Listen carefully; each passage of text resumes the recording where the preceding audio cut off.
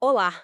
Hoje a nossa análise vai fundo, sabe? Vamos olhar bem de perto o capítulo 18 de Gênesis. Isso aí, capítulo 18. A fonte é o texto bíblico mesmo.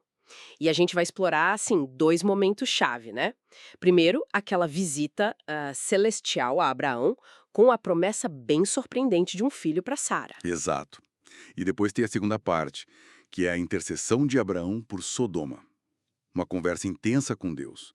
Muita coisa acontecendo. Hospitalidade, dúvida, fé, justiça. Vamos começar? Vamos lá. A cena começa com Abraão, ali perto dos carvalhos de Marré, na hora mais quente do dia, imagina. Aham. E aí chegam três homens. A reação de Abraão é, tipo, imediata e muito hospitaleira. Ele corre, se curva, oferece água, descanso, E comida, né? muita comida. Muita. Ele organiza rápido uma refeição farta, pede para Sara, olha só, preparar pães com uns 10 quilos da melhor farinha. 10 quilos. É bastante coisa. Isso mostra uma generosidade fora do comum. Demais. E ele mesmo busca um bezerro novo, pega coalhada, leite e serve pessoalmente.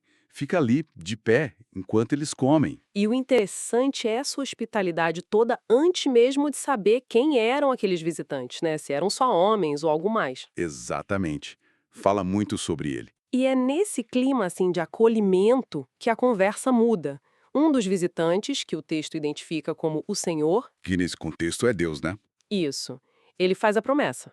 Daqui a um ano, mais ou menos, Sara vai ter um filho, e aí entra a reação da Sara. Ela tá ouvindo, mas escondida na entrada da tenda. E ela ri. Ela ri, mas por dentro, sabe? Pensando, agora, velha desse jeito, e meu marido também já idoso. É uma reação tão humana, né? Totalmente compreensível, né? A promessa divina batendo de frente com a realidade, com a lógica humana. Exato. O riso dela é talvez não só a descrença, mas o choque mesmo. O possível humano contra o impossível divino. É uma tensão que a gente quase sente lendo, e o mais incrível é que o Senhor percebe esse riso silencioso. Percebe? E ele questiona Abraão. Por que Sara riu? Ela acha que é velha demais? E aí vem a pergunta-chave. Será que para Deus existe alguma coisa impossível? Nossa, direto ao ponto. E Sara, ouvindo isso, fica com medo e nega. Não, eu não ri. Mas não adianta. Não adianto. Deus responde na hora.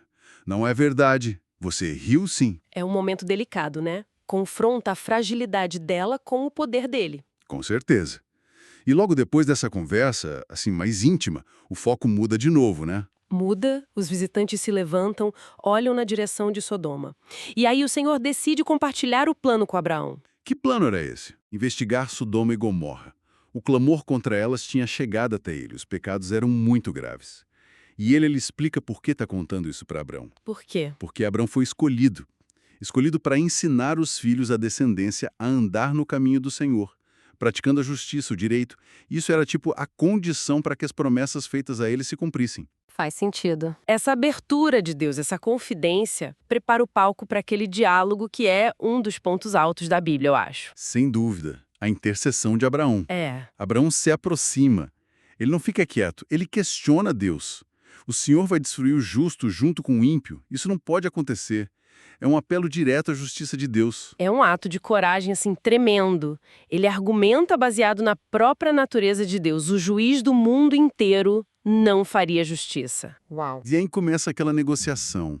Impressionante.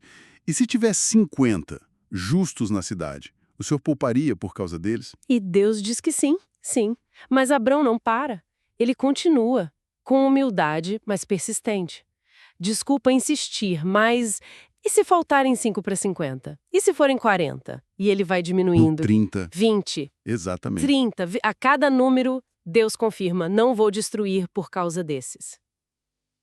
Essa ousadia do Abraão é fascinante. Ele não só ouve, ele dialoga, ele argumenta, ele está ali na frente de Deus negociando sobre justiça e misericórdia. É uma dinâmica única.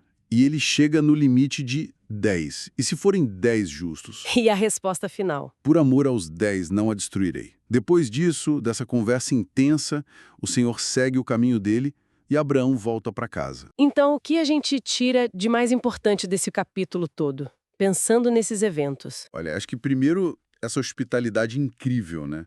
Que vem antes de qualquer revelação. Depois a gente vê a fé humana, mas também a dúvida muito realista ali no riso da Sara. Sim. E talvez o principal, essa interação complexa entre a justiça divina, o julgamento do pecado e essa abertura surpreendente para a intercessão humana. A coragem de Abraão de falar tão diretamente com Deus mostra uma relação de intimidade, sabe? Apesar da diferença enorme de poder. É verdade. E isso deixa a gente com uma pergunta para refletir, né? O que essa audácia de Abraão, essa coragem de negociar com Deus sobre o destino de uma cidade, apelando para a justiça do juiz de toda a terra, o que isso nos ensina hoje? Sobre a nossa relação com o divino, talvez, e sobre a nossa própria responsabilidade em buscar um mundo mais justo. Uma excelente questão para a gente continuar pensando.